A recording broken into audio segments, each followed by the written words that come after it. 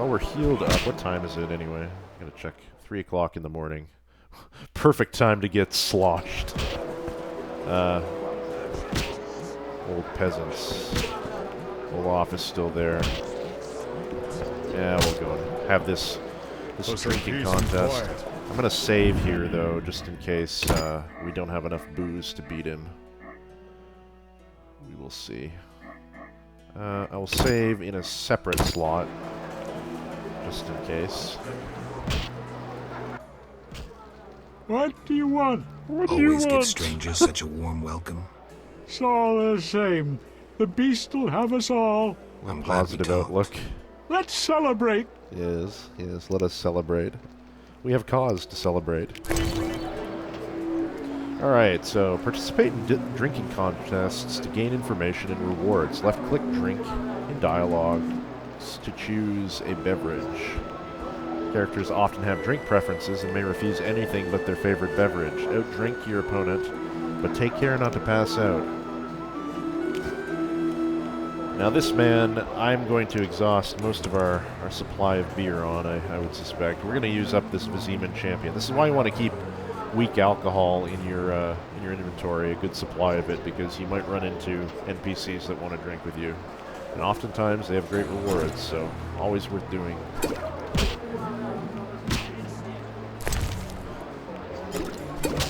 Another thing you don't want to do, generally, that's why I say use weak alcohol, is it's easier to manage the... it's easier not to pass out drunk, because if you start mixing like wine and beer, well, you know how that is in real life as well. You generally do not want to do that, or you will quickly regret it in the morning. So, especially the strong alcohol, you never want to use for that, but weak is the way to go. Because you can keep it, Those are nice things. keep everything in proportion, and not let things get out of hand. Little bits of alcohol at a time, till you booze your way to victory. It looks like we won. So, outdrank you. Strong head you have there. Don't I get a prize for winning? Drank with a merchant recently. Weak-headed he was. Take his book. Thanks. This book. Here, have a book.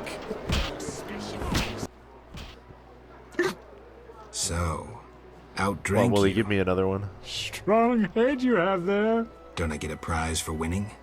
You already won.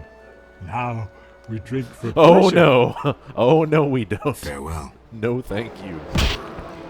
No, we've had quite enough. Hi, Shanny. Stagger my way over here.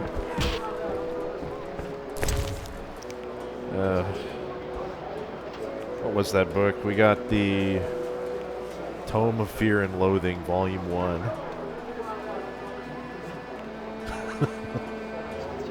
First volume of a work on necrophages. It provides information on ghouls and graveyears. We needed info on ghouls. I think we have a contract for them. That's excellent. We should read it. Where is it? There it is.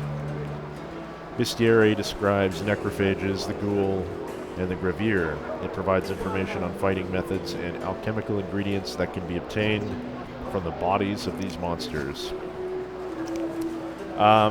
You don't actually have to read the book. Obviously, you can just open it and hit close, but you get all the information by doing that. And for this LP, I'm going to read through some of it, but not these. Those are the ingredients we could get and we can harvest now because we know about it. Have that drinking contest we just learned about, and monsters. So we'll start with ghouls. Ghouls are encountered on battlefields as well as in cemeteries and abandoned crypts, resistant to most common poisons, sensitive to silver and the necrophage oil.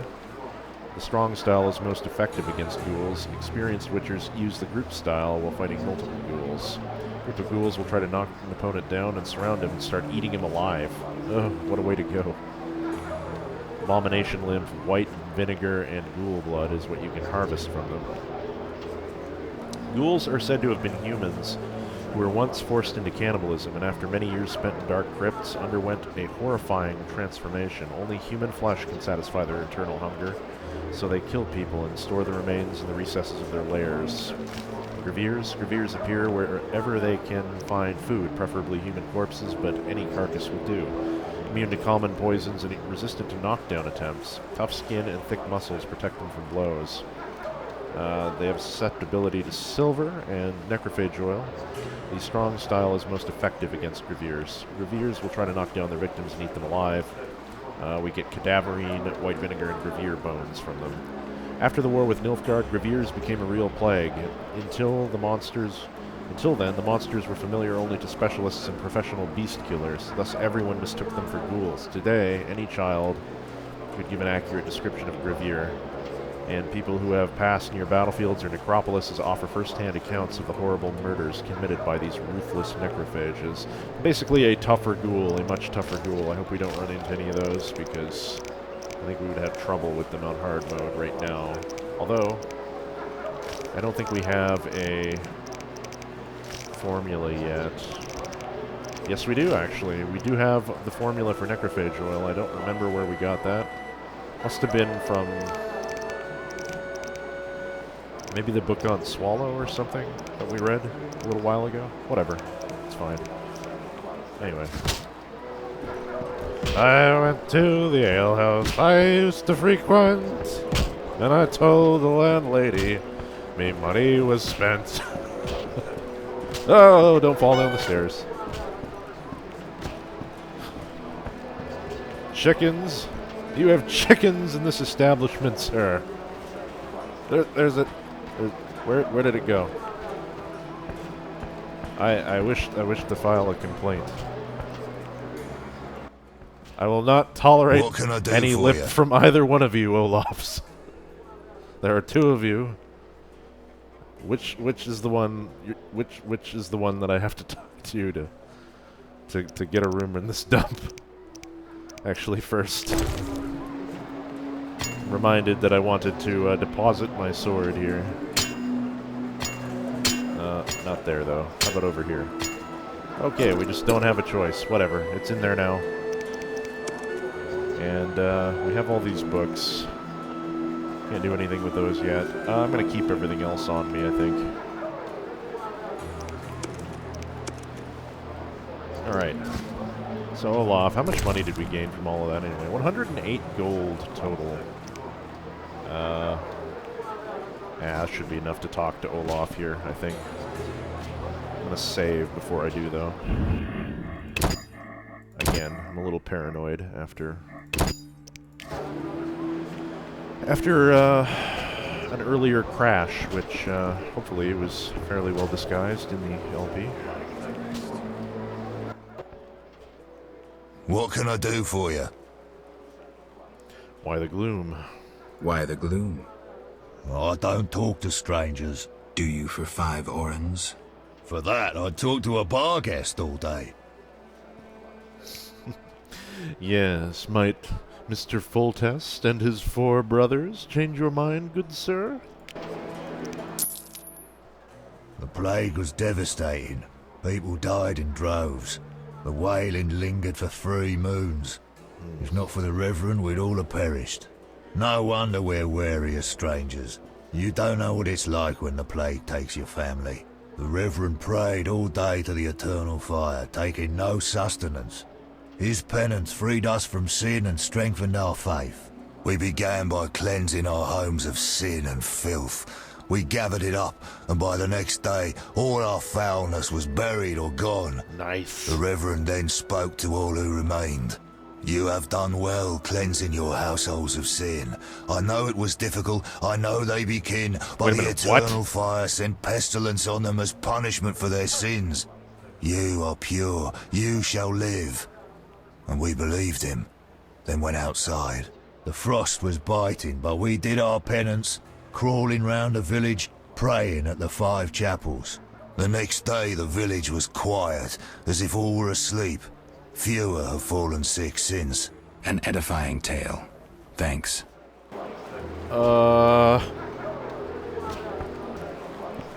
It sounded like Olaf had said that, what was he saying there? He said something like,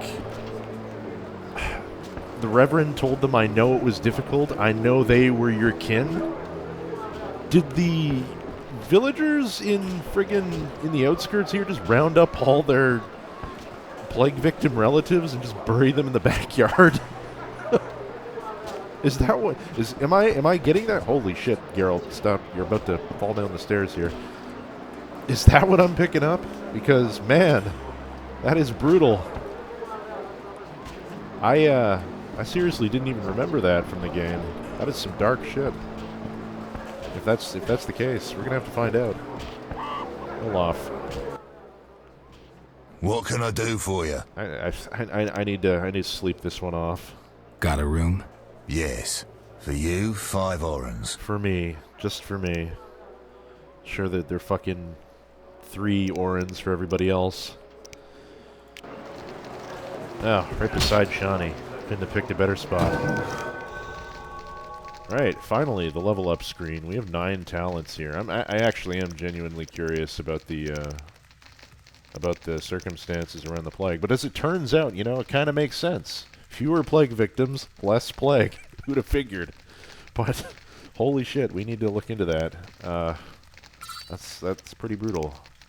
So yeah, we've got 9 talents here. I don't think we've got enough to brew any potions. I don't think we're able to brew any potions because we don't have alcohol. Yes, we do have alcohol. We have 1 white gold left. We don't have the ingredients to make the Frightener's Vision, so we can't make another, give ourselves another talent just yet. We'll have to content ourselves with just the 9 for now. Alright, so there's a few that we're going to focus on. So all of our attributes, we're going to go right to intelligence right now. We're going to pick up monster lore, which will give us access to more ingredients to be harvested from monsters. And more information on monsters, so that's 1 down. I might want oil preparation too, I'm not sure yet, we'll see about that. For now I'm going to go to strength, I think, and I'm going to give myself an extra... We need more HP.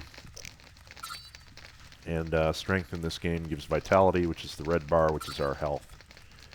Also gives damage, parry, knockdown resistance. We could get Buzz as the next bronze talent, but you would think that this would give... It says immunity to pain plus 25% damage. Sounds good. Minus 50% dodge and parry. Works only when Geralt is intoxicated. Now, when I first read that feat, I actually thought it would be... it would have to do with toxicity, the green bar under here, but actually it's just while drunk, I think. I actually kind of want to test that, but I'm not gonna spend a bronze talent on it yet. I think that's kind of wasteful. Maybe later on, but not now. It would be really cool if it had been the intoxication stuff, because then you might have a reason to actually become intoxicated with your elixirs. But yeah, strength level 2. Get an extra. I think these are additive. I don't think that these are multiplicative or not additive rather, but they're it goes from 25 to 50 rather than being 25 plus 50. I don't think it's 75 total. I think it's only 50 total. But maybe I'm wrong about that. I don't know. Either way, I think I'm going to get another point into strength there as well. True Grit, we can only get that with a mutagen. What is this? Parry 10%. That's not very important. Vitality regen would be useful. One a second would be nice.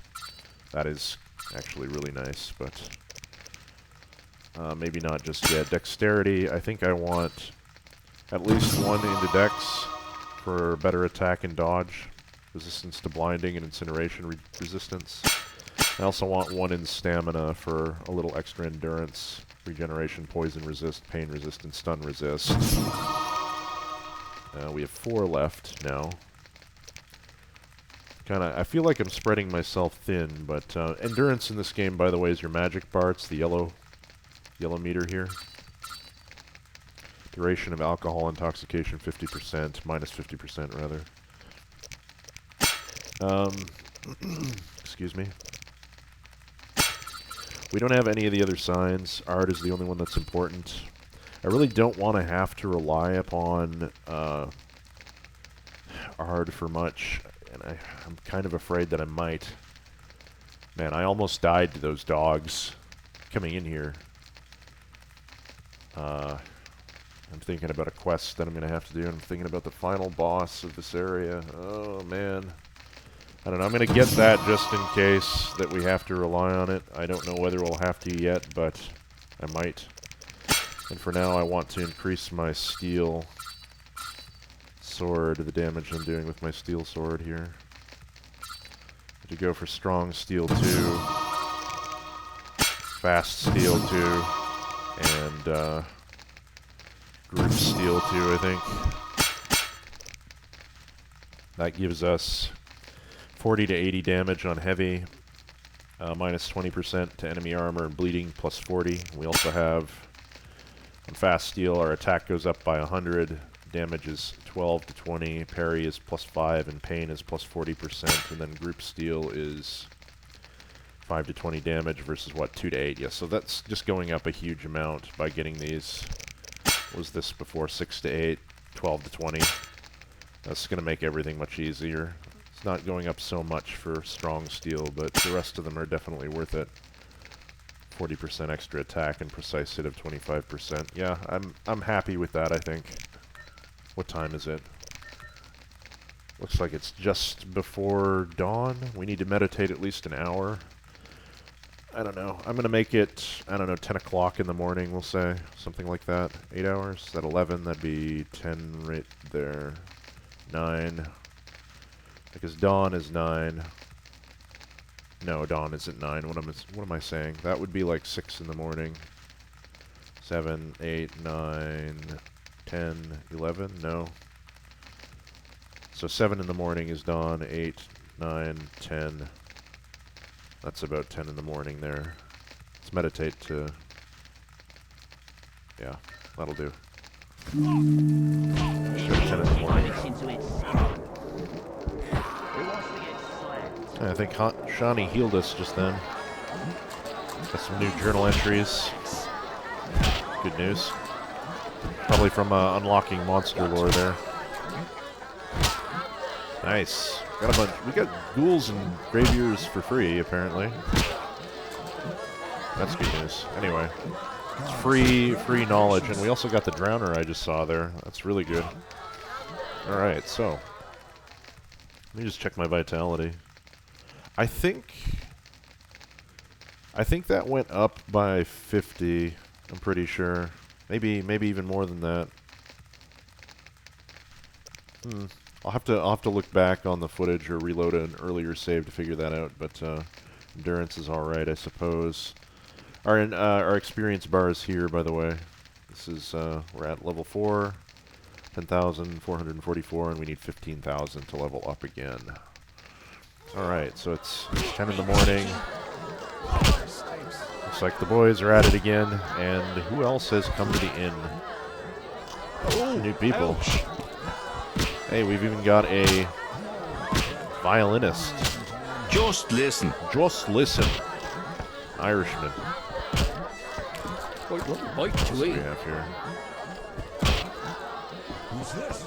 A bard. Declan Luvarden. He's important later. Kalkstein is back again, of course.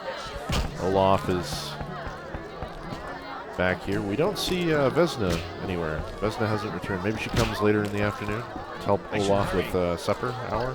I don't know. Alright, let's take a look around. We've got the gambler. He's back. We couldn't really do anything with him. We're going to talk to this antiquary, I think, first. I'm forced to sell my goods out here. Bad luck. Bad luck. I can't enter the city either. Want to buy something? Rob me in broad daylight. Go ahead. Okay. What are you peddling? My life. Alright. Yes, I do want to buy things. Thank you. Right, so he's got a lot of books. A lot of books. And I think we'll begin by selling him some of ours, some of the ones that we've already read. I actually wanted to sell this guy. I thought he was the guy who bought rings and jewels and whatever, but it seems like he does not want them. He's not interested. Yeah, that's kind of the thing with merchants in The Witcher, though, is the antiquaries will not take rings, the jewelers will not take books, the herbalists will not take weapons, the smiths will not take herbs. You know, you've got to, there's no one-stop shopping in The Witcher. You kind of have to shop around and do your bartering at each of them before you can clear out your inventory. It's a little annoying, but it's very realistic, very immersive. So yeah, I guess we'll start by dumping all of this stuff off to him. Tell him if you're loathing for 50. Take it. We've got Monstrum for 10. We have the Frightener for 10. I don't blame him. There's only one Frightener in the entire game, so same with the Scroll. He's only paying 20 for it, and then the Book of the Swallow for another 20. Range our inventory, get that sorted out. Let's go through and see what he has. Most of the money that you're going to be getting in The Witcher is going to be going towards books. I think I said that before, but we only have 200 right now, so we kind of got to be choosy. But as soon as our money starts building up, I'm going to be buying all of these just for the different information you can learn on them, the recipes, the lore on monsters. It's all helpful stuff when you're fighting things. I could get it all off the wiki, but it's better to do it in game. It's more fun that way, and it kind of keeps us poor. I kind of like that, which doesn't make a whole lot of sense, but yeah, it's more immersive that way, I think. He sells Recent History. This work deals with the Nilfgaardian War, its causes and consequences. As a history of the world, a monumental, though somewhat vague, retelling of the history of the world from ancient times to the present day. As a book on Barcasts, a volume on Barcasts based on the accounts of those who witnessed their attacks. Now, those were the dogs that attacked us as we came into Murky Waters last night. We'll want to be getting that one pretty quick. Monstrum we've seen. Fairy Tales and Stories, a collection of folk tales describing monsters, sorcerers, and witchers from a simple man's point of view. This might be useful for the monster lore alone, and might just be interesting in general. Coming back to that one, I think. Conjunction of Spheres, a work devoted to the famous magical cataclysm, describes the appearance of monsters, the origin of humans, and human magic. Yeah, this all happened like 200 years ago in The Witcher. 200, 300 years ago. A cataclysm called the Conjunction happened and brought monsters and humans into the world. And yeah, we've been dealing with the consequences ever since, or the world has. The Frightener we've read. Ithilein's Prophecy. Now this is the prophecy that Alvin was spouting last night when he kind of went into that trance there after the dogs attacked. The child will be born of elder blood and bring about the time of white frost, time of madness and disdain. World will perish amidst ice and be reborn in the new sun. Born from a seed that will not sprout but burst into flames. It will begin with the blood of elves. That's the rough translation. I'm sure I've missed a few steps, but very important in The Witcher. And it's the prophecy of an elven prophetess foretelling the end of the world. Very relevant to this game. We'll be learning about that. I'm going to get that pretty quick. I have an Invitation to Magic, a book addressed to the young adepts of the art. Deals with the basics of magic and Witcher signs. Basics on alchemy. The book describes the basic rules of creating alchemical mixtures against non-humans. A pamphlet describing the great conspiracy of the non-humans and their schemes over the centuries. Contains many lies, but simultaneously provides some useful information on the elder races. Could be interesting.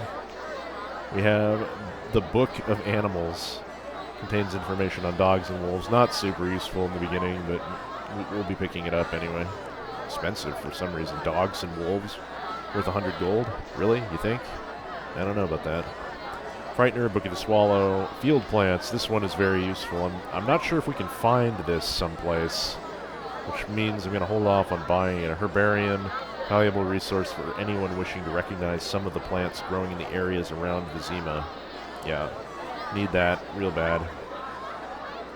Zerrikanian Alchemy describes the accomplishments of Zerrikanian alchemists, also contains the formula for the bomb, known as King and Queen, and for Crinferid oil, which is oil that increases pain, I think.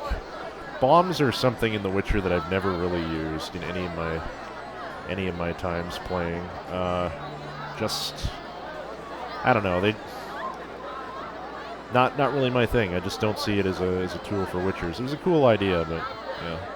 Swamp monsters, a bestiary describing swamp monsters, the Drowner, Drowned Dead, and the Bloodsweger.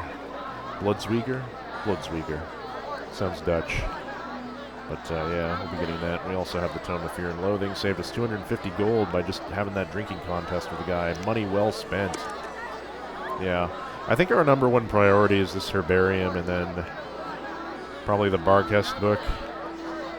But we did gain a bunch of journal entries, which I should look at right now.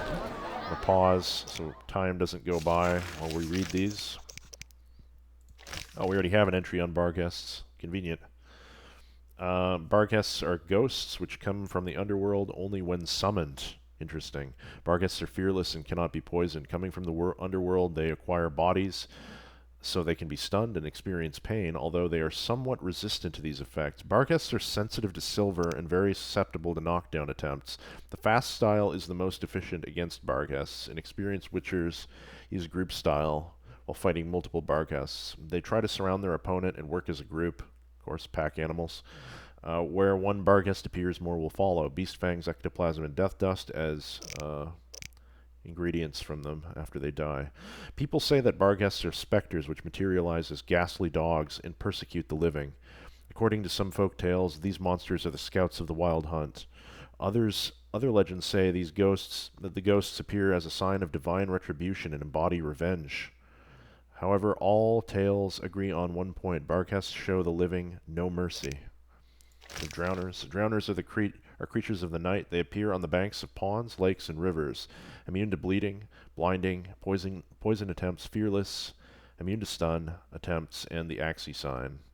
Susceptibility, very susceptible to silver, and susceptible to knockdown attempts. The fast style is most effective against drowners. Experienced Witchers use the group style against multiple drowners.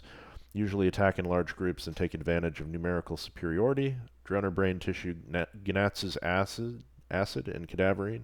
Drowners are scoundrels who ended their wicked lives in the water, drowned alive or thrown into the deep water after their death. They turn into vengeful creatures which stalk the inhabitants of coastal settlements.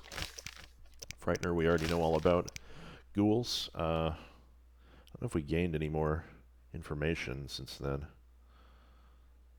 No, we already learned about the ghouls, so it gives. Yeah. Graveers, same deal. I think we just already learned them, and we re-received the information. Characters are all good. Formula, ingredients, we've probably gained a few more. Read these in my own time. They're not super interesting. Glossary and tutorials. Good. Alright, so who are we talking to next here? Hold my alt down. Kalkstein, I think we've already spoken to. I might try and talk to him once more. It doesn't look like Vesna is back yet, unfortunately. She might have turned up while we were talking to the Antiquary. Oh, the Bard is over there.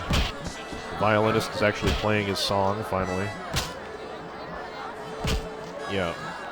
Maybe some more musicians will turn up later to join in. Greetings, stranger. Funny, you remind me of someone. Oh, really? Who would that be? The famous Witcher, Geralt, the White Wolf. Really? It's uncanny. White hair, sword across your back, straight out of the ballads.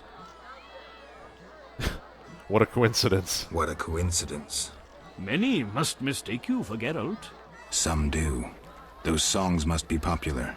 Master Dandelion, the Bard of Bards, has sung those ballads for years. Did he? What's in your repertoire? Shall I sing for you, my lord? I wouldn't mind hearing something. I wouldn't mind hearing something. Art soothes the soul, doesn't it? But I also need to eat. How about a contribution? 5 orens? That man's gotta make a living, sure. I'll pay to hear some music. Totally against the character of Geralt, but... A sorceress bit viciously by serpents cold and vile. Observe, no wonder pretty lasses are so sublime. The taller groweth a tree, the harder 'tis to climb. Neither lass nor tree to a simpleton will bow. Yet he hath a remedy, chop one down, the other plough. Yes! Nice! That's great! Look yonder, a wolf dances in the wood. Bares its teeth, wags its tail, merrily jumps to and fro. Why does the beast neath the sky feel good? Clearly not wedded, since it moves like so. See. A sorceress bit viciously by serpents cold and vile. Observed the reptiles choke and die as she did herself smile. Not a big fan of sorceresses, I take it. Look yonder, a wolf dances in the wood. Bares its teeth, Heard that wags its tail, merrily jumps to and fro. Why does the beast neath the sky feel good? Got a merchant here. Not wedded, since it moves like so. Yeah. Look yonder, a wolf dances in the wood. Bares its I am listening. wags its tail, merrily jumps to. Okay, gambler. Can't do anything with him. Well, that whoring witch has an eye on me. Oh, does she? No need to rush. No missions for you. No missions? Oh, bummer. Traveler. Terrible times. Abigail sells an ointment for boils. Ointment, you see. Devil's here today. All of the Northerners have been replaced by Scots. He wanted 3 crowns. Good for you. Orange, that'll be. Oh, What? ouch. He wanted 3 crowns. Outrageous. In orange, that'll be. Well, that whoring witch has an eye on me. Foreign witch has her eye on me. Abigail sells an ointment for boils. Ointment. Abigail sells an ointment for boils. Okay. King Foltest raised customs duties again. Bastard. This bodes ill. Oh, you again? Have a drink No, with no, me. no, no, no, no, no, no. No, thank you. Farewell. Where did our bard friend go? What the heck? Alright, whatever. Wimpy. Looks like these guys are all at it again. I'm not gonna engage in any more of that. And talk to Luvarden. He's one of the most important NPCs in Murky Waters, and has a very interesting quest. He only shows up in the inn at well, in the mornings, kind of between 10 and noon. It's noon right now, so if you come here at noon, you're pretty much guaranteed to run into him. But he has an excellent side quest, one of the most important side quests in the game.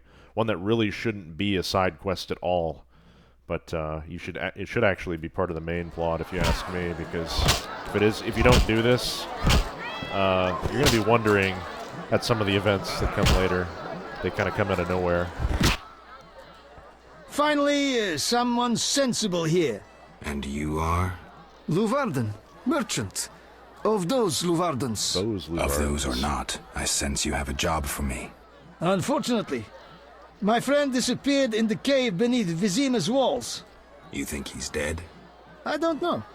I'll pay you 200 orns to rescue him or provide for a decent burial. Will you take the job? The job? I'm not even going to attempt this sort of accent. Yeah, sure, we'll take the job. All right. My friend tried evading the quarantine to enter Vizima. Why through the cave? We heard goods were smuggled into Vizima that way.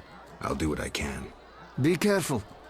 My friend has dealt with monsters before. If he's dead, surely danger follows. Declan Luvarden. Luvarden's a Dutch name, isn't it? I think it's a Dutch name. Hey, Luvarden. Any news? Not yet, no. What do you have? You have wares? Oh, nice. Okay.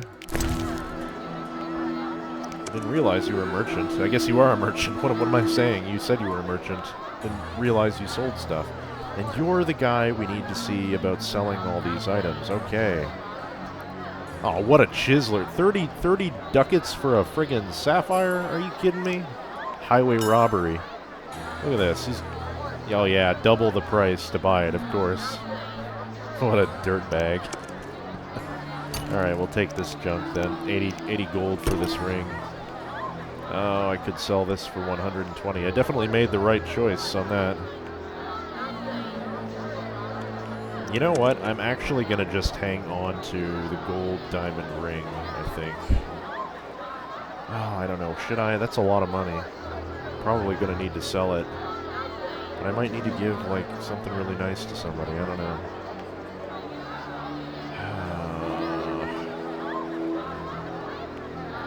No, I'm going to...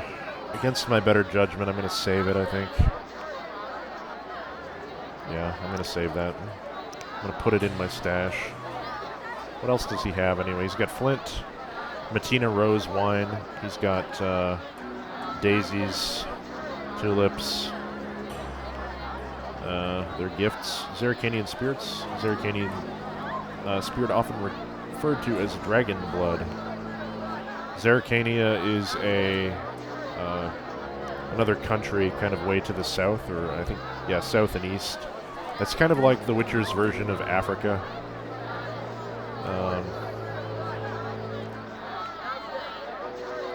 There's amber, which is another gem that can be bought or sold. Orchids, sapphires, rubies, silver ring, gold ring, silver amber ring, which is more just as expensive as a gold ring. There's a silver ruby ring, gold sapphire ring, silver necklace, silver and amber necklace, and then a gold necklace. Now we've got 300 gold right now. I don't know if I want to buy that plant book yet. I'm going to be awfully disappointed if I pay like 250 gold and I get it someplace for free, so I'll hold off on that. Garden. Any news? Nothing yet. No, nothing yet. Okay. Oh, there's Vesna. Vesna. What can I get you? Check if she has that quest. Okay, we've exhausted that. Sit down with me for a moment. Nothing. I'll see you later. Give me your wares. Okay. Honeycomb. No, we're gonna keep that. It's a dessert item, so I need to buy some cheese, but not at 15 gold apiece. Yeah, never mind.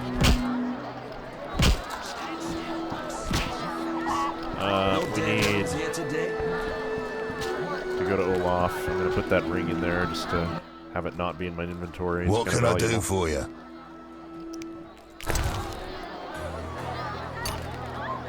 Put that there.